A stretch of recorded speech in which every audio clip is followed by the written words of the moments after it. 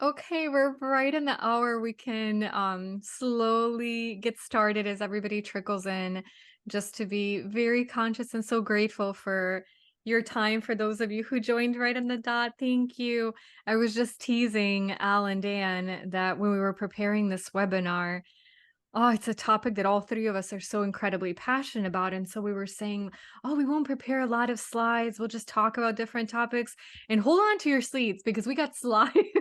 We have data, we have suggestions. I think as we started to think about all the information that we wanted to share with everyone, like so much started coming out of us. So we will make sure we're not overwhelming. We will share this presentation and the recording after. So if there's anything that you're thinking like, I could really use that data point, I could really use that story, you will receive that after. So don't worry about taking too many notes while we talk. So thank you again so much for joining us. It's such a pleasure to have you here. I'll introduce myself quickly and then I'll move the baton over to my friends for any of you who might not know them yet to introduce themselves. So my name is Sonia Lucina. I am the president of QuestionPro Workforce. I'm an organizational psychologist. And if you've ever by chance looked at my LinkedIn profile, you'll see I'm an eternal optimist. And this is part of the reason why we decided to have this conversation today. One of the threads that Al, Dan, and I all share is we believe that work is beautiful. It's this amazing way that we can all make an impact on the world, on each other. But there are many ways that it can still be better. There are many ways that we can evolve and change. And so one of the things that the three of us are always collaborating on is, well, what are the ways to do that? How can we actually make this big impact? How can we, as much as possible, have people walk away from their workday and say, yes, I did something incredible today, and have that trickle on to their family and the stories they share, that it's not this stress and exhaustion, but it's something that it's, I love what I do and I love the organization that I'm part of and I can't wait to do more of it. And so we know that's not a reality for everyone, but wow, would we love it to be? And so that's why we continue to do the work that we do. So if I'll talk a little bit more in a bit about a question pro, but before I do that, Dan, do you mind introducing yourself? I would be happy to. Thank you for joining everybody. I'll be brief now and I'll jump in later. I am Dan Riley, the co-founder of Radical. Um, and I have spent a very long career in giving and helping workers and employees have a voice and feel like they're a part of something that's bigger than themselves. And that has everything to do with feeling like you belong, feeling happy, right? A sense of well-being, and a sense of purpose. And we're going to talk about a lot of this today. I'm also an optimist. I think that's where Sonny and I connect. I always joke being an optimist isn't always easy because things can always be better. And in fact, things need to be better.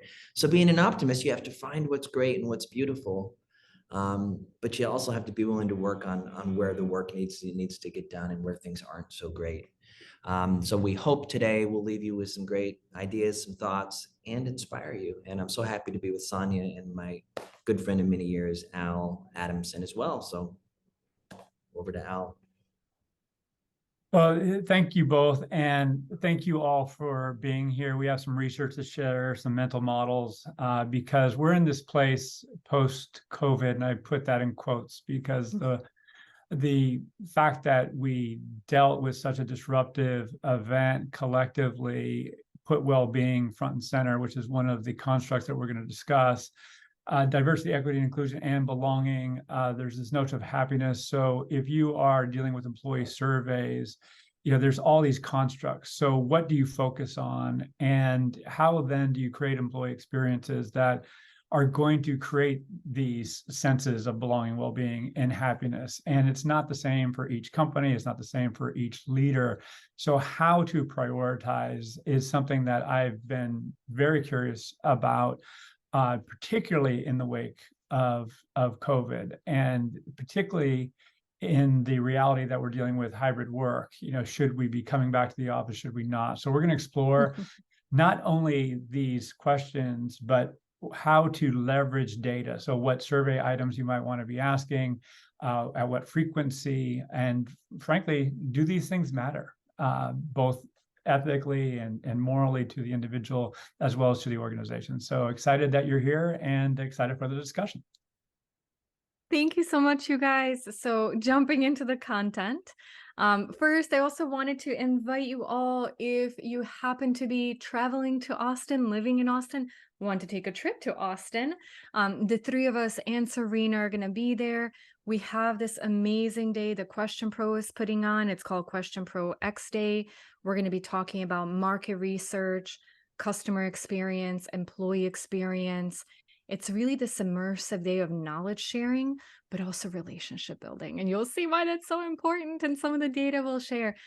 We'd love to have you join us. Al and Dan also were part of the event last year. And it was just a really, really nice way to share this great energy in person, share some phenomenal ideas. So if any of you are interested in checking out more, what's the agenda, what other speakers are going to be there, you can go to questionpro.com/xday/2023. The address is on the slide. And I think a few of us still have a few complimentary passes. So if you do believe you're going to come, send a note our way, and we'd be happy to share one of those passes with you as somebody who was a part of this webinar and is a part of our community. So please save the date, and we'd love to see you in person if you're able to come. I'll spend just 1 minute talking about Question Pro because I've gotten some very good recommendations in the past that I show up to a webinar, show up to a live event, share all this great data, all my passion. People are like, wow, Sonia, that was great. What do you do for a job again? I'm really bad saying that. So I actually needed a slide for it because I was so worried I would miss that in my introduction. So as I mentioned, I'm president of a business unit called Workforce at QuestionPro. A fun fact is that I actually got to know QuestionPro in about 2007 when I was a client and collecting applicant and employee experience data. And so was a big fan of the organization before I was even on this end. So we were founded in 2005. So we've been around for quite a while. We are employee owned, private organization, bootstrapped. We are also global. So you'll see us all around the world working with organizations of all different sizes. And we have three main pillars. We have a market research arm, a customer experience research arm, and an employee experience arm. And so that's how you'll see in my specific world. So what I focus on is working on with organizations on continuous employee listening, on employee surveys, on 360s. And I have this incredible, I literally call it superpower because for somebody with my kind of research background, it's like the luckiest place I could be. Through our market research arm, I have the ability to survey and sample over 40 million people globally to understand what's most important to them and what's keeping them up at night. And do they love their job or do they hate their job or are they somewhere in between? And the reason why I love that part of my job so much is that it really helps me inform what do we recommend to our clients to really look at inside of their organization? What are some trends that we are anticipating and actually seeing happen in the market before they might even reach their organization? So that's just a quick bit about Question Pro so that hopefully nobody who leaves this webinar sends me a note and says, Sonia, I love, what you all shared. What is it that you do for a job? But if you're still curious, you want more, you know where to find me. So, what is the reason we're having this conversation today? Some of the data that I'll share, over time, I've worked really hard to think about how to use data in a way of not only storytelling, but also if there's something that I feel really passionate about, one of my clients feels passionate about, how do we make a case for that? And so, for all of you that are on this webinar, you joined us because you believe that belonging is important, you believe that well being is important, you believe that happiness is important. But more than likely, there are people in your life, and maybe some of those that hold budgets, who don't have as strong a belief in that as you do. And so, some of the data I wanted to share is, if you need to make the case, if you need to look somebody in the eye and say, listen, we really need to invest in this. Like, we're going, like, for the love, we're going into 2024. Come on. Like, we need to get on this trend because it's so important. I'll share some data to help you convince others. So, first of all, and we just completed, I was mentioning this incredible market research arm of our business. So, as a part of providing an employee experience framework and benchmarks, we went out and surveyed 10,000 employees in the US. So, people who are currently employed full time across different industries, different tenure levels. And here I'll just share some high level insights. So, the first one is that 27% of people truly felt like they belong in their organization. So when they wake up in the morning, they say, "Yes, this is the place that I want to be in." Barely 1 in 4 people feel that way. And even fewer, 22%, are really fully satisfied with their overall well-being. So you might say, okay, Sonia, like, I know, but what if somebody says, so what, who cares? Why are we really talking about this information? Isn't it up to the person to feel a sense of belonging? Isn't it up to them to really take care of their well being? Well, here's some KPIs. Here's some, so what, who cares in business terms. So we looked at the employees who said they feel like they belong in their organization. And out of those, 84% said they're motivated to go above and beyond what is required in their job. Performance metrics, anyone? Do we know that many executives who actually don't care about this? I would say we don't. We talk about productivity a lot. But now, on the other hand, what about those who don't belong? Is it the same? There is almost a 50 percentage point difference in that those who feel like they don't belong, only 38% are motivated to go above and beyond. So think about, again, productivity, what a person's delivering in the organization. I would say sitting across from someone who's very numbers driven, all of a sudden, the ears perk up.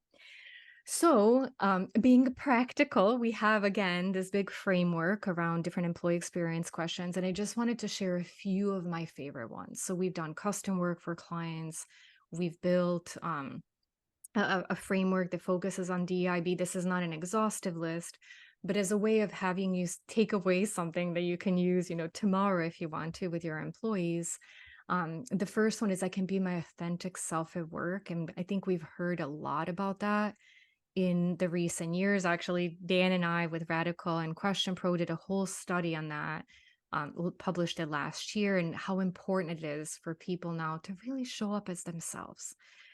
The second one, we'll talk a little bit more even when it comes to relationships, but the satisfaction with the amount of interactions a person has with colleagues of different backgrounds. I think that one is key, and the different backgrounds in that question is really key. The comfort level of speaking up in meetings, that's a whole other area that touches on psychological safety that's really important to start to measure.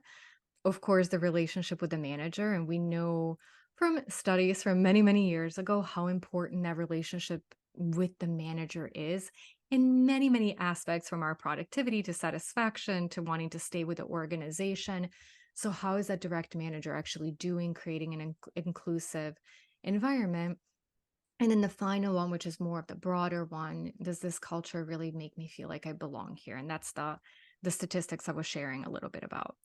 So jumping into well-being. So what, who cares in the business context? Is that something where you just hit up a gym or meditate on your own time? Well, not so fast. So again, of the workers who said they're satisfied with their well-being, 82% of them said they see themselves staying with their current employer for the next 2 years. So, regardless of the number, unfortunately, layoffs and downsizing and everything that happened this year, just about every organization wants to make sure that they're keeping their top performers, their top employees. It's not very often that organizations are saying, if everyone leaves, so what, who cares? We'll just hire other people. So, again, it's a very strong outcome metric. And then if you want to tell a story a little bit differently, of those who are satisfied with their well-being, only 6% see themselves leaving in the next 2 years. So again, depending on how you want to tell that story, the angles of the data are a little bit different. Okay, so you might say, Sonia, but we're in one of those industries and one of those companies that people are just not, like people don't leave. It's not like maybe we want some good turnover. It's not really happening. So what else do you have? My friends, I got a lot. I'll share one more data point with you right now, but if these are not resonating, call me later because remember, over 100 questions, 10,000 people, whatever angle you need, I'm pretty sure I got you covered.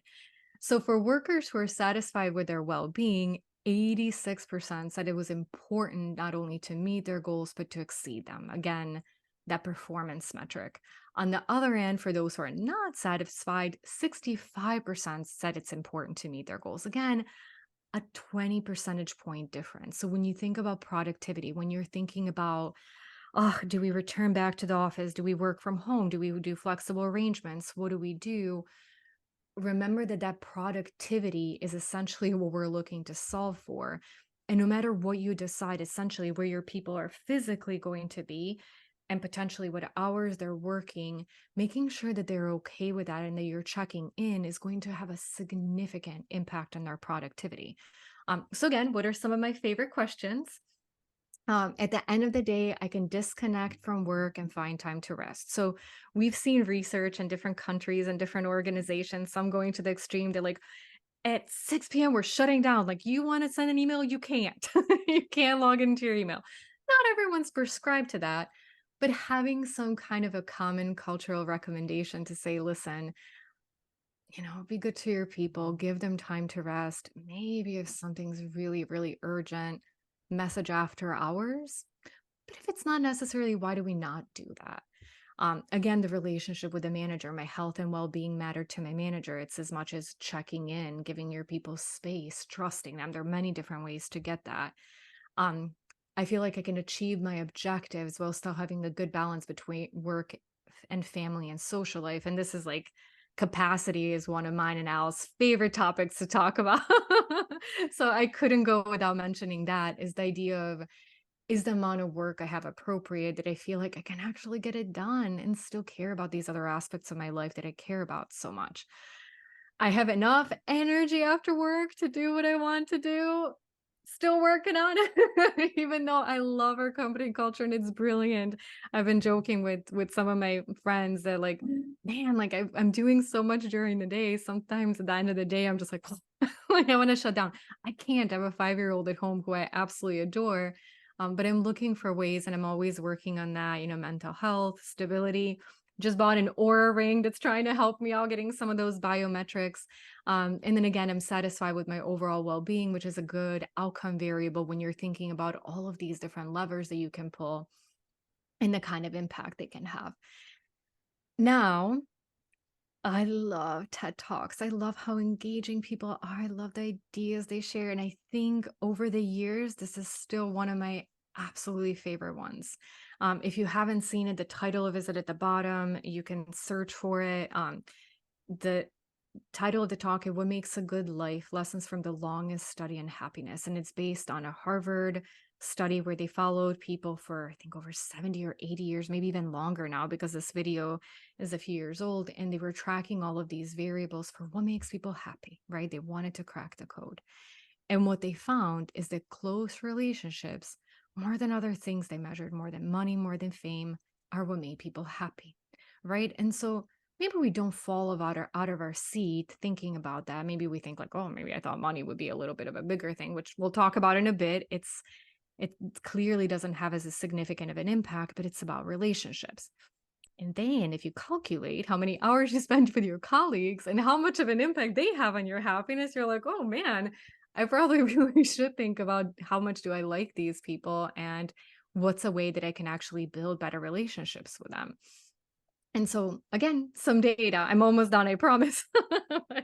True fashion, love data, love all the convincing that we maybe need to do and be armed for it if we have to. So NPS score, frequent favorite of executives. So of workers who are satisfied with the relationships they have at work, 56% said they would recommend someone they respect for employment.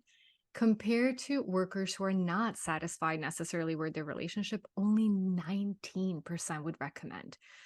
it's not 100 and a 0, right? There are other variables that go into how likely you are to recommend someone. But I would tell you, if you look at these numbers, just that difference in the one variable, it is a huge difference. And so, again, from a business outcome, why should we care about relationships?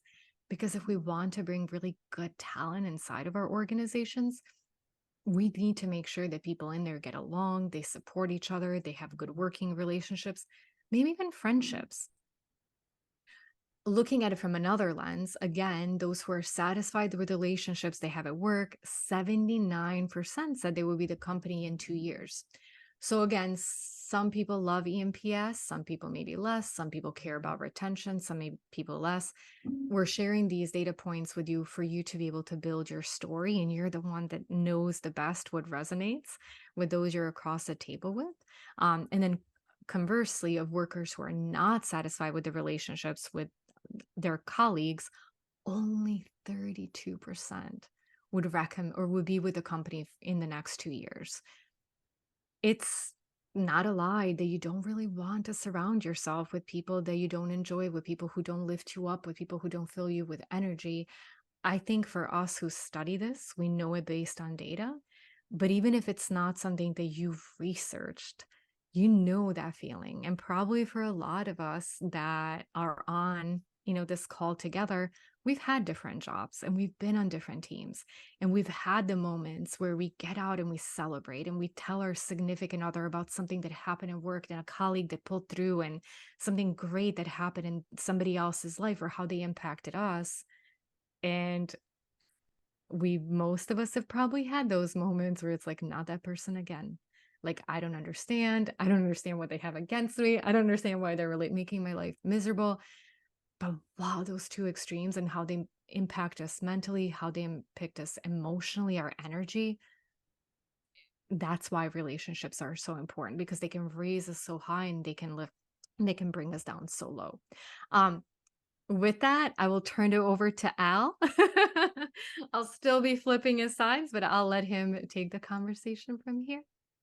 Well, thanks, Sanya. And I just want to call out real quick, the fact that you're able to weave this story together is a compliment to you. That if you're listening and watching, some of those questions are very unique. And to design a survey with that narrative in mind from the get-go, to tell the story that you just told, Sanya, it takes effort, it takes time. The fact that you have 10,000 people from around the world in that is fantastic. So I just want to acknowledge the uniqueness and the work that you put in to craft that narrative, because it's very enlightening and insightful, and it gets to where I'm going to take this. So thank you for that. I just have this question as we talk about this, and having had the good fortune of running surveys at companies and then working with a vendor and helping organizations design surveys, and also answer questions about at what frequency, where in the life cycle of an employee do we ask questions, and if so, for the sake of what? And there's so many constructs to consider, particularly given where we are now. And I'll speak to that in a second. But I asked this very basic question: are employers responsible for the happiness of employees? And there's an argument that's out there, and I am going to reference Jamie Dimon, of the CEO of Chase, who said recently something to the effect that the happiness and well-being of employees is up to them. It's not up to me as the employer. And that struck me as a little bit off. I certainly believe that individuals have to set boundaries and have to take ownership and agency for their life and their decisions. At the same time, it's my view that an employer has a responsibility to create an environment where people can, in fact, be peaceful and happy and benefit from their experience at work. So right now, and Sanya cited some of this, but it's unequivocal that yes, employers should be creating environments where employees can be happy. And there's some more data here, and you can see the link below where you can see more of this data and where it was sourced from. But 12% are more productive than happy employees on average. I've seen this as high as 20% on similar metrics. 58% of employees claim that better work-life balance would make them happier. at work, and I'm going to talk to that in a second. And finally, 70% of employees who have a strong sense of purpose report feeling happy in their job. So this happiness construct, if you go to the next slide, Tanya, please, is something that I have found even in my own life and as a parent have thought about, okay, is happiness a sustainable way of being? And are there antecedents, as I like to talk about it, of happiness? So again, one of the things that I've long believed and in turn have coached my kids on is that happiness is a place that we visit, and there's certain things that we have to be in place to truly experience and be there fully. And that is predicated on peace first and foremost. Like if we're worrying about having bills paid or our own health or someone else's health, that's going to compromise our ability to really step into this idea of happiness. Is what we're doing day to day purposeful? Are we generating good in the world? And I'll acknowledge that sometimes our job is just a job and it might not be fully integrated with our purpose. Hopefully it doesn't compromise our purpose. However, if we can bring our purpose into how we're spending the bulk of our time and earning our living, that has been shown to be a good thing. Prosperity, financial health, pleasure is something that I am really exploring in my own life at this stage of my life, where if I'm going to get in my car for an hour commute and go somewhere, is it not only going to be worth my while professionally, but am I going to enjoy it? Am I going to enjoy connecting with those people? And what I hear John Boudreau and others talk about, how do we earn the commute in that example? If we're going to bring people in, yes, there could be a business reason, but is it going to be pleasurable? And are we as employers creating the environment for it to be pleasurable? Sanya talked about belonging. Obviously, this relates to inclusion, and I'm not going to get into the distinction between the two right now. But if I feel like I belong, obviously that is a good thing, and I have psychological safety and the ability to bring my whole self to work. And that actually, I'm going to toggle up to safety as opposed to go clockwise. If you go back real quick, I'm sorry. So the psychological safety is physical safety, it's emotional safety, and well-being is something that, again, Sanya referred to, but I want to land on this notion of confidence. Confidence is my belief in the future. Do I have trust that the outcomes I'm going towards are actually going to happen? If I don't not have that belief that I'm going to contribute and be recognized or be safe and all these things, then my willingness to make a change or do less work and try and skate by or quiet quitting or whatever you want to call it is going to be compromised. So again, all these are antecedents of happiness. So Sandy, if you can go to the next one, please. So as we define happiness, I just want to call out three quick things real quick. Again, happiness is not a salient, or it's not a perpetual state. It isn't long lasting. It's something that comes and goes, but we need to have the environment in place to visit there, when there's opportunity. It's not to be confused with joy or ecstasy or other attributes that are experiences that are higher than happiness. So really understanding what that means day to day, I think is really, really important. In fact, I know it's really important because, again, the definition of the value has been long substantiated. And happiness is both not necessarily an internal way of feel, but there's an external experience. And again, that's where the employer has a role. So finally, Sandy, if you go to the next one, all this, when we talk about confidence, is we have these external factors that are affecting how we feel, not only about our work experience, but about life. And now we have high inflation, we have AI being introduced into jobs, and the idea that we are secure and can make purchase decisions like homes or move or whatever the case may be is being compromised. So again, happiness is not only what the employer does, but employment can be a safe place, something that is dependable. And the Edelman Trust Index actually shows that the employers are more highly trusted than governments, and even in some cases, families. So we do, at the end of the day, have responsibility to look out for not only people's well-being and sense of belonging, but in fact, their happiness. So with that, Dan, I'll kick it over to you. Fantastic. Took it off mute. Sorry, there's a little construction in my building, so if you hear anything, that's what it is. Drills and hammers. Thank you, Al. Thank you, Sonia. I love everything you both said. Before I start walking through this slide, we've been talking about happiness and a few key themes that I think came out loud and clear, and Al just alluded to this, is happiness is sort of isn't something that is long lasting. You don't reach happiness and now you're there. It's all of a sudden you have happiness forever. Happiness is the ability to be present, the ability to accept today might be tough, but I'm working through it. I'm managing through it. I'm doing all the things I can do, right? And I have connection and I have friends and I'm comfortable and I feel safe. So I want to first start with that theme, and I want to turn the spotlight just for a moment. There's a lot of you on here. I want to ask anyone who's comfortable just answering this question in a chat, really short chat message. Um, are you happy at work? And if so, why? And if not, if you're comfortable, let us know why. I want to take 2 minutes. So if I would love everyone just to, based on how we've been talking about happiness, I know it's kind of a generic, lofty word, but I would love to get some interaction in the chat. So if you could just put into the chat, are you happy in your current work? Yes, through the impact. I love it. Impact, right? Impact is absolutely has direct correlation to happiness. You're making a difference. So thank you for sharing. What else?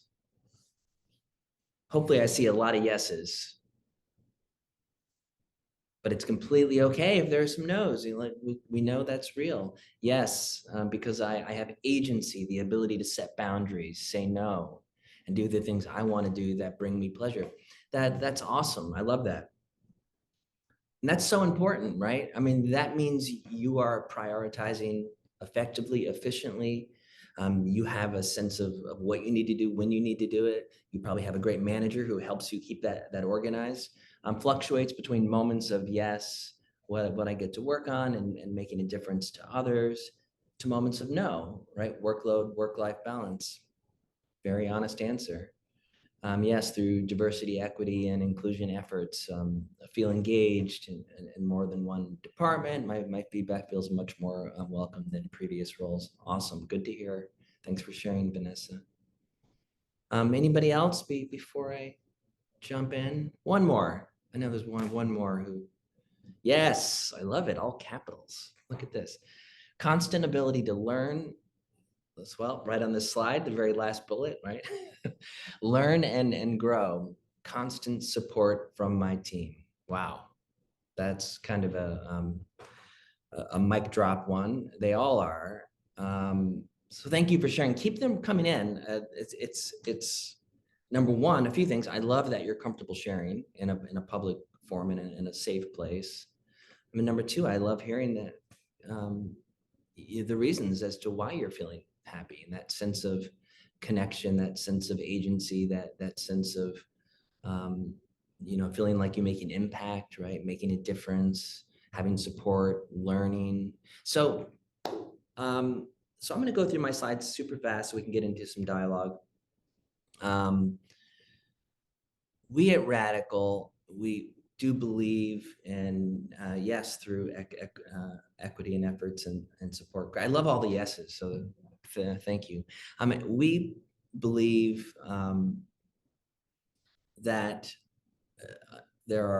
we kind of think about a radical experience, which absolutely has everything to do with a sense of well-being, belonging, happiness, and we really talk about it driving clarity, connection, and meaning. So if you have meaningful work, if you have connections in work, right, true connections, and one of the comments referenced that, and you have clarity, right? And another comment question actually highlighted that too, right? A sense of what I need to do and when I need to do it, right? That makes a huge difference. If you have 50 things to do, you don't know what's priority, that can be exhausting. And I'm going to talk about some of the feelings that people have when they're not feeling so good. But we believe in 6 key elements of a radical work experience. And number one, and almost all these came through comments, reason, right? A connection to the company, something greater than yourself. That absolutely fuels well-being, that fuels happiness, right? Showing up, um, you want to be able to do it your way. You want to be seen, you want to be heard, you want to be your authentic self, but being connected to a bunch of people who are rallying around something important, something meaningful. That's so important. Accomplishment. We all want to have accomplishment. We all want to make a difference, meaningful progress and impact, right? As I can't remember, I'm sorry who mentioned that, but impact, direction, right? So we want to feel motivated, and we don't want to feel like we're working on stuff that doesn't matter. That doesn't feel good. And that's going to just directly impact your sense of happiness and your sense of well-being. If you finish the day, I got tons of stuff done, but nobody cares, right? That's not a good feeling. Identity, right? This is see me, hear me. This is who I am, my whole person, both in work and out of work. Connection, we've talked about this. I don't need to get into this too much, but I will just say trusted connections, not just I'm connected to people, I know who you are, but having a sense of trust across levels and teams, cross-functional. And then learning, right? Constantly learning, growing, developing, advancing. That's critical. That's why we work, right? We want to get better. We want to make an impact. We want to do all those things, but we want to learn. Human beings are wired to want to continue to take in information and data and learn and grow. So we can go to the next slide. So I'll kind of go fast through this one. I'm going to start on the right-hand side.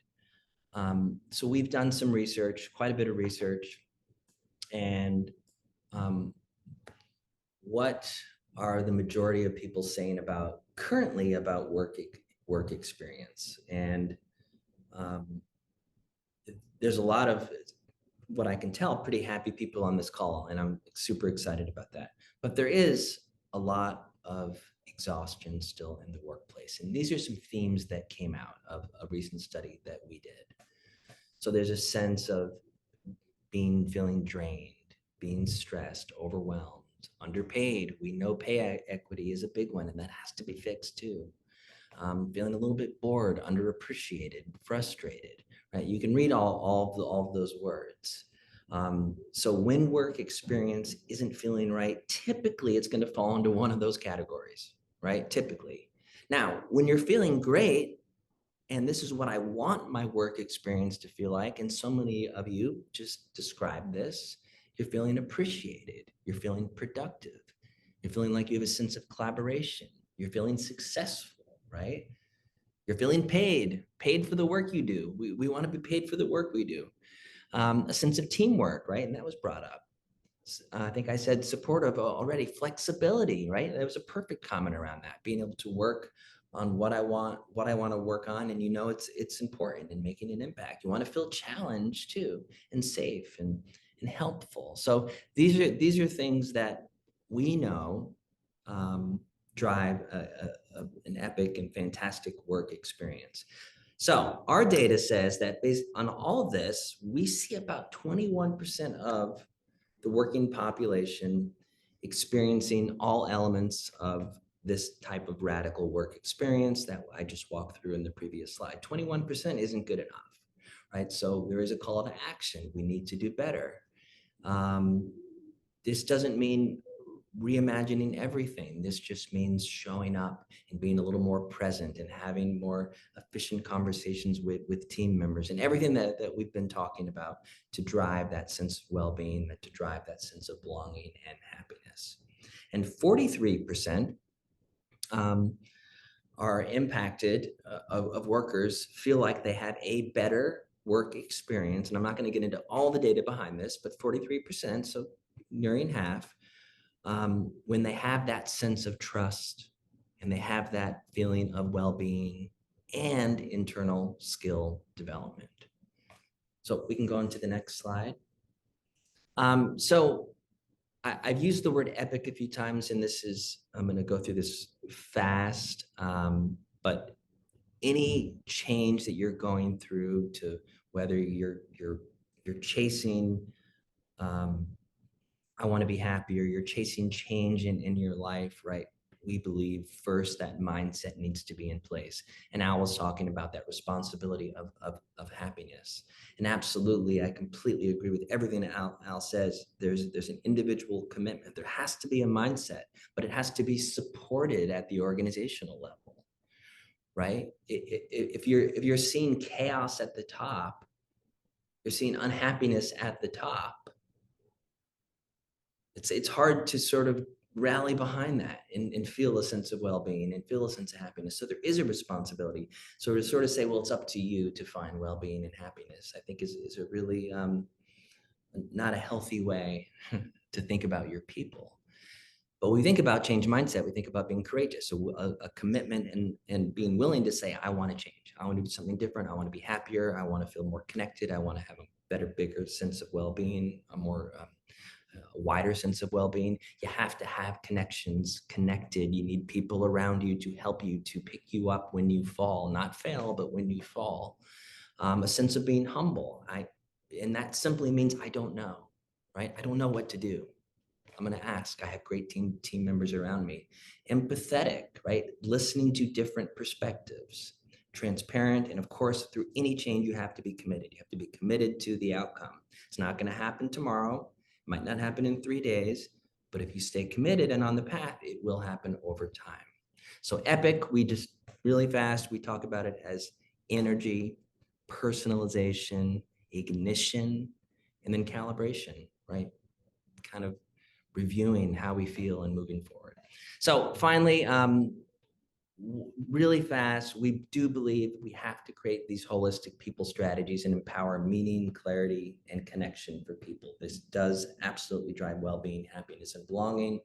If we focus on a single work experience driver, like performance, and we have data that shows this, or even just pay, if that's all we focus on, we get about an 8% lift, right? If we think more holistically across our people, places, and programs, and processes, and products that we use, we have about a 63% lift. So we have to have a holistic strategy when we think about well-being and we think about our people. If we just dive into one thing and one thing only, we're not going to get the same lift. We can move forward.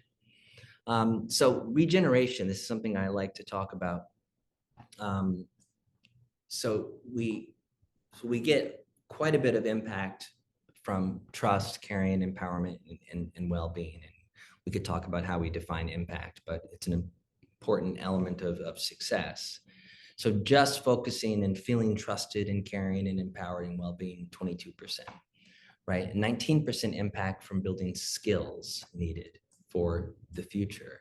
And we have a 90% impact of and growth that comes from experiences and people in the flow of work. So all of this stuff, when you need it, where you need it, it isn't just, again, a study that's done every 6 months, every 12 months. It's actually feeling supported in the flow of work, and that drives well-being, belonging.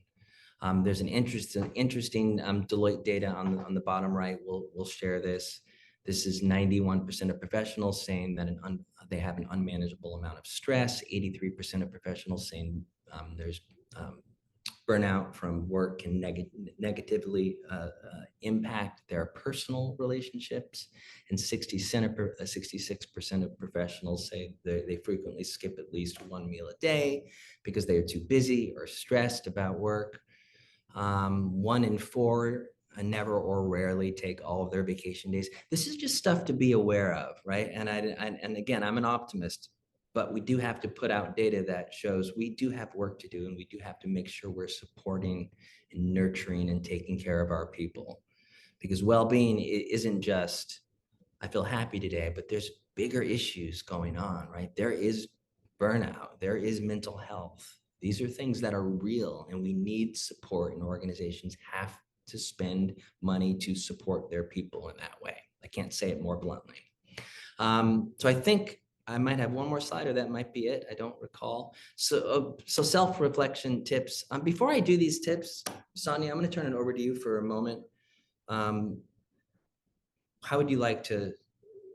No, thank you. I'm taking all this in, and we had our final walk through the content yesterday and talked about a lot of these things, but for me, I feel like every time it's so much. And I think, like you were saying earlier, I loved the comments from our webinar attendees, because again, it's loving what you do and arranging your life in such a way that you feel fulfilled. It takes effort. It's not, I wish like I would say, like, you wake up and great things just, come to all of us. Unfortunately, that's usually not the case. And so I applaud all of you, because I do know that again, it takes being very purposeful and understanding what it is that you want. It takes, making that effort, showing up, is giving it your all, both in relationships and in your work, because if you don't, rarely do those things come back. And so I love that, because I think, again, like you were saying, data tells us that there's a great opportunity to improve.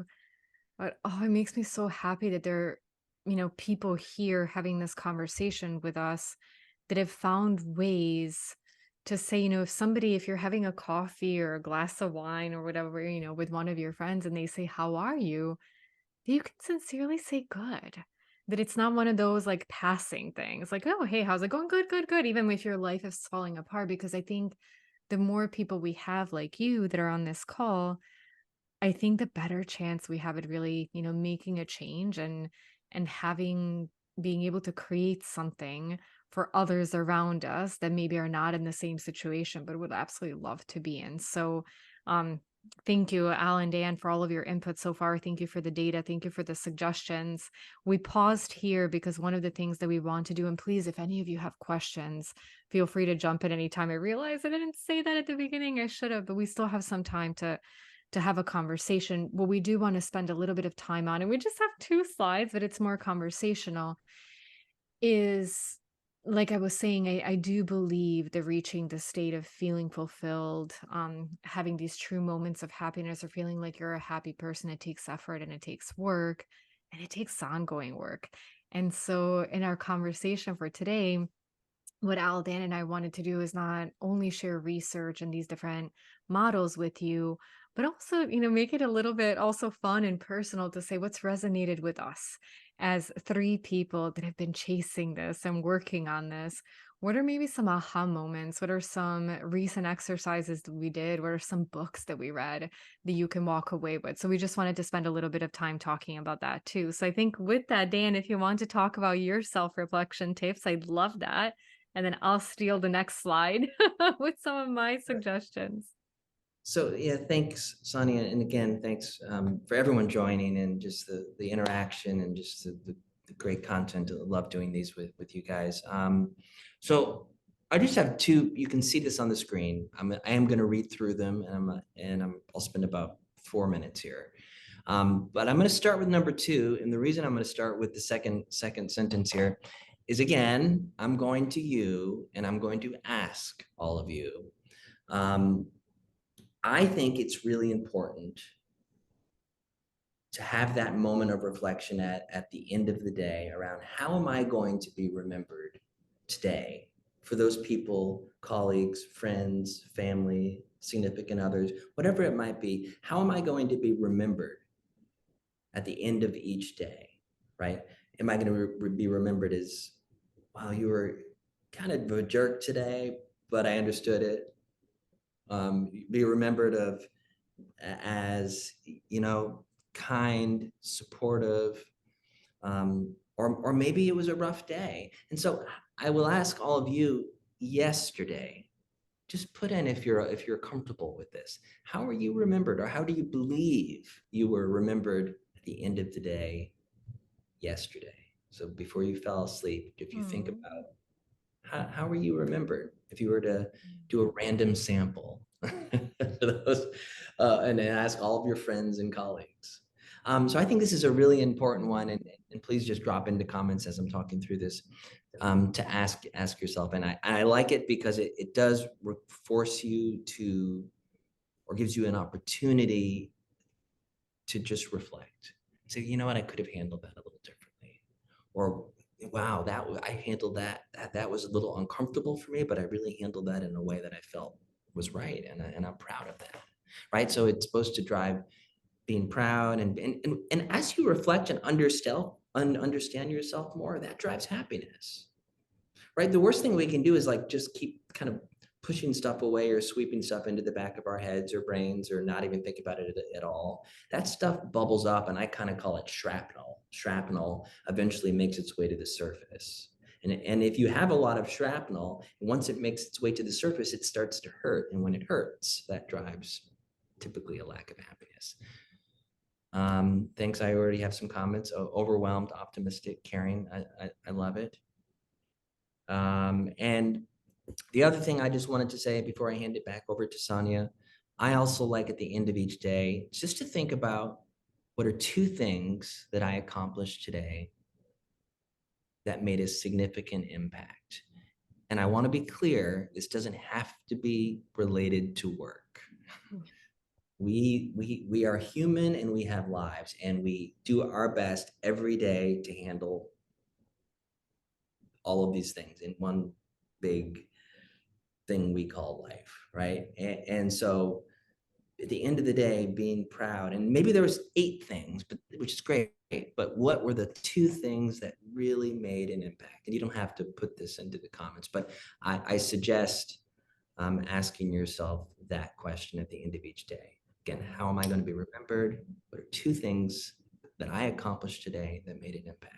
By doing that, I do believe you go into the next day just a little more grounded, and a little more ready. So that's my self-reflection tips. I love that. And thank you, Dan. I think that, oh, goodness, huge development opportunity for me to do journaling, reflection. And I even, I was joking recently, I went and bought like a really cool notebook and really cool pencils. It's still sitting on my nightstand, but it's something that's come up so much. And it's definitely one of those things that I'm looking forward to building into my routine. I tried a little bit once, but I think like in my true fashion, I took myself too seriously. I was like overthinking it, so I need to get out of my head. But I love that because I think it gives such a nice closure to the day and it lets you like really reflect and celebrate. So here are a few of mine. I actually had a few slides and I was like, nope, nope, need to like, condense it. So first, if you've talked to me in the last few weeks, I'm sure I've recommended the book Happier Hour to you because I recommended it to everyone. I picked this book up and I need to at some point go back. A lot of times when I'm scrolling through LinkedIn and Instagram, the people that I follow and admire the way they think, I'll like take a screenshot. And actually, it could have even been one of you two, Al and Dan, that recommended this book. And so when I was traveling recently, I downloaded a few and I was like, this sounds like a good one. I'm going to check it out. And literally, the first page I read, I was like, this is phenomenal. Like it gave me goosebumps. I related to the author. Stay tuned because we actually just did a podcast with her. We just recorded it yesterday, so it'll be coming out soon. But just a phenomenal book. It gives you practical tips on how to manage your time, how to think about things that are important in life. Like I won't spoil it because I want all of you to read it, but that's a big recommendation. And actually, when we were talking with her yesterday, the author, I was telling her, Cassie, like I have these moments where I feel like I have my priorities, figured out. And then I'll go down after work and I'll have my phone. And instead of focusing on my son, like there are days that like I'll write messages. And she said, Sonia, like stop being so hard on yourself. I thought, oh, sorry, my life. Okay, okay. But tell me more. And she said, another way to look at how you manage your priorities is also to take a step back and look at the broader perspective. And maybe you're not going to live up to your priority every moment of every day, but if you take a step back, are you overall spending your time, the way you want to be? And I literally like wanted to jump in the screen and hug her because I was like, thank you, and that was in your book. And I lost like I wasn't focusing on that anymore because in the moments that I'm not the best version of myself, like I'm so disappointed. But you're right. I'm going to take that broader perspective. And she also talked about taking the time to enjoy those joyful moments in your life, whether it's in work and you had a really good conversation with one of your colleagues and you connected, or they shared something good about their life, or you cracked like a big project. Finally, you figured out some code, or you figured out some challenge that you were thinking about in a different program or whatever you were doing, or whether that's with your family. But there are these moments that we get really happy, but we gotten used to them and then we just let them slide by. So actually taking time to acknowledge those and then creating those, making space for your friends, making space for your family, making like true space for your colleagues to have conversations and not necessarily just jump into agenda and meetings.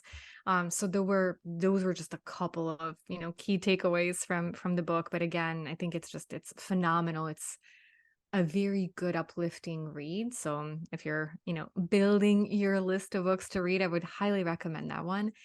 And then I've recently revisited some of the work of Marshall Goldsmith, and I recommended his book here that one of my dear colleagues and friends, and for some of you who are on the webinar know him, Abdel Tefridge, recommended to me many moons ago. And again, it was one of those phenomenal reads about career and advancement and how you think about different things. In one of the recent videos that I saw from Marshall, one of the things that he said that again really resonated, especially for me in these days, is that scientifically proven by research, achievement and happiness are independent variables. What does that mean? A lot of times we think about, as soon as I'm done with this project, I'm going to be so happy. As soon as I hit my sales target, I'm going to be so happy. As soon as we launch this program, I'm going to be so happy. It doesn't work that way. Happiness is something when you realize what it is that in life that you want, how you're spending your time, what are those things that bring you joy? Because the moment of achievement, yes, you might feel that uplift, but it'll soon fade and you'll look for the next thing. So I'm not saying achievement is not important. No, because I know you would call me out on it for any of you that know me. It is important, but it's independent of happiness.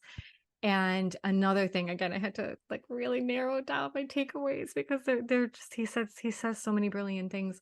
Never get so busy looking at what you don't have to forget about what you do have. And oh goodness, I think to remind ourselves of that all the time, because again, all of us that are on this call, of us that are these topics are important to, we're dreaming big, we're wanting big. There is absolutely something in every one of your minds that you have not accomplished yet and you really want to. You have all done a lot of brilliant things, and I think this brings us back to some of Dan's recommendations around recognizing and celebrating what were significant things that you do every day, because we can't take our eye off of that. All of us are working so hard. We are coming up against many different challenges, but not to value and appreciate what we have and what we do is going to continue to have us chasing the next thing. And every one of you, without a doubt, have big things to celebrate. So, however that works for you, whether it's like Dan said, like a daily reminder to do it, whether you create moments of self reflection, that's how you achieve happiness, because all of us have so much to be proud of. So anyways, I'll get to me again. I'm telling you these things in big part because they've resonated with me, because they're big reminders of things that I need to do. And so I think, well, I'm probably not the only one. So if it's something that's resonating with me, hopefully it'll resonate with the rest of you as well. So we have a couple of minutes left. I'll see. I know there were some different things in the chat. Hopefully, Alan, Dan, you guys were keeping an eye on those. And I would just say as last, any words, I don't know, Al, if you want to jump in with anything, Dan, if you have any parting last words, I'll pop over to the slide where you have our contact information. So if you're not connected with us, please feel free to reach out. I love this community. I'm so grateful for all of you that joined us and for this big thing that we want to accomplish together. So if any of us have not had a chance to, connect individually, maybe meet in person, please feel free to connect with any of us on LinkedIn, send us a note via email or whatever works for you. But with that, Al, Dan, any last words or thoughts you'd like to share with our friends on the call? No, just thanks for joining. Appreciate it. Yeah, thanks everyone. Great conversation. Wilbur, thank you for the question. I, you know, It's a bigger conversation, but I would say the most important thing you're asking, this is the question that Wilbur asked in summary, is how do we, in the world of hybrid and remote work, how do we, in limited face-to-face, how do we truly kind of get to honest feedback conversation around well-being and happiness? The responsibility of that does live within the team. There's an old saying or a current saying that leaders don't fix teams, teams fix teams. And what we mean by that is leaders have to inspire and give you tools and sort of give you that foundational structure. But the team itself, that would be my answer. The team itself need to be so connected, right? And share and listen to each other and ask those questions, like Sonia said, how are you, and actually care about the response and recognize when someone can't bring their, can only bring 60% to the table that day. And so I would say just make sure your people are empowered, your team is empowered, and as a leader in your one-on-ones, don't jump right into, did you get so, and how are we doing on this project, this timeline? Ask those questions. How are you? How's your family? Right? Go deeper, learn about the person. So that would be my response to your very high level response to your question, Wilbur. So thank you. Thank And you. And thanks. thank you for any other questions that you all have for us. Please feel free to send them along, just to be conscious of everyone's time. Will start to wrap up, but Al, Dan, thank you always for being just the best partners on this journey. Thank you for taking the time to share your amazing recommendations, stories, experiences, and research and everything. And again, to our attendees, thank you so much for coming. We'll continue to have these conversations. So if there's any particular topic that's really top of mind or you'd love to learn more about, please send us a note and we'll make sure to take it into consideration for any future webinars or discussion topics. So thank you again so much, everybody. It was wonderful to spend time with you. And hopefully we'll see you in Austin. And if not, we'll see you next time virtually. Take care, everyone.